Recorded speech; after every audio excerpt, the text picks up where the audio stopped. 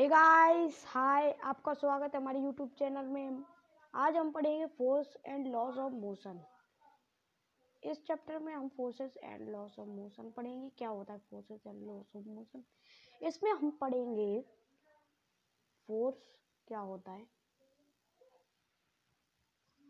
और हम पढ़ेंगे इसमें इनर्शिया,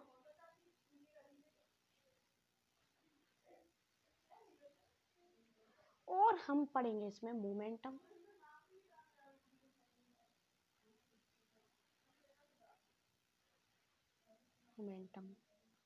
और हम पढ़ेंगे first law, Newton's first law of motion,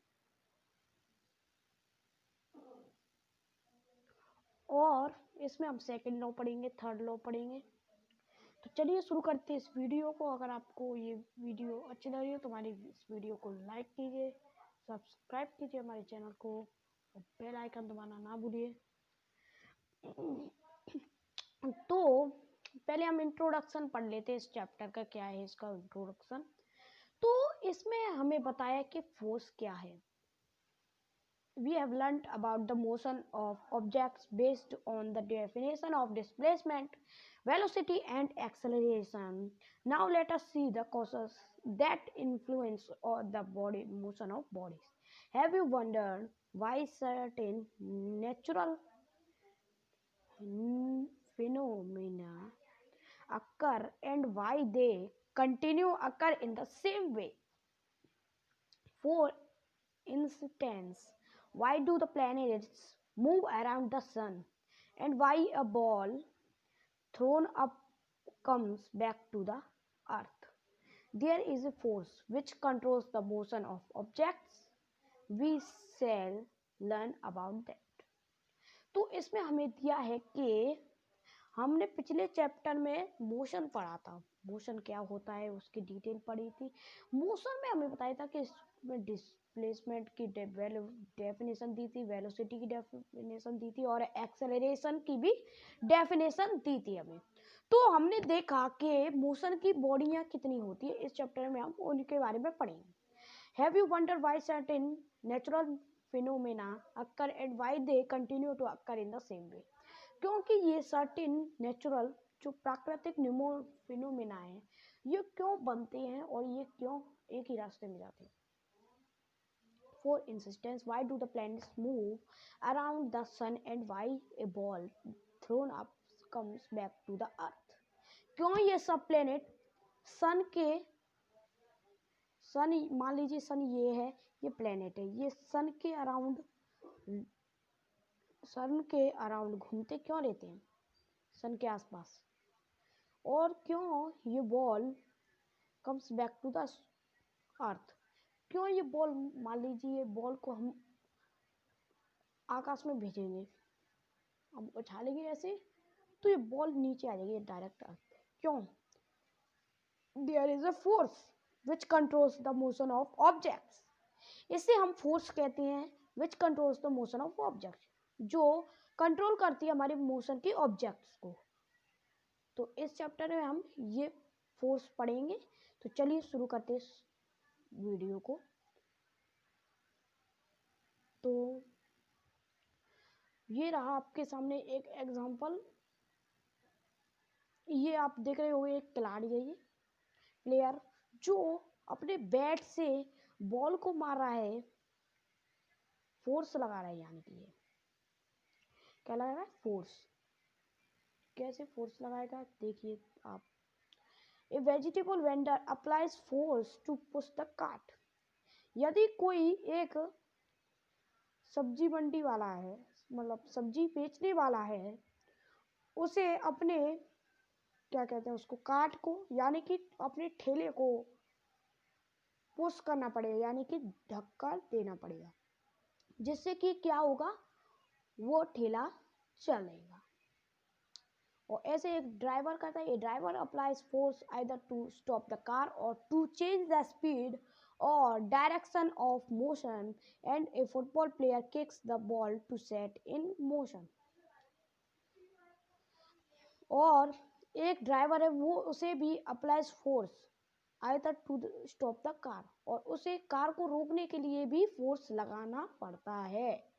change the speed और डायरेक्शन ऑफ मोशन, यदि वो चेंज कराओ अपनी स्पीड और डायरेक्शन, मोशन की डायरेक्शन को, और एक फुटबॉल प्लेयर है उसे भी बॉल को किक करने में मोशन लगेगा। In all the above examples, the force applied on a body can bring about the following changes. इसमें हमें दिया है कि in all the above example, इन सभी एग्जाम्पल्स में हमें दिया है कि फोर्स अप्लाई हो रहा है इन बॉडियों पे। It can change the state of rest of a body और चेंज इट्स पोजिशन।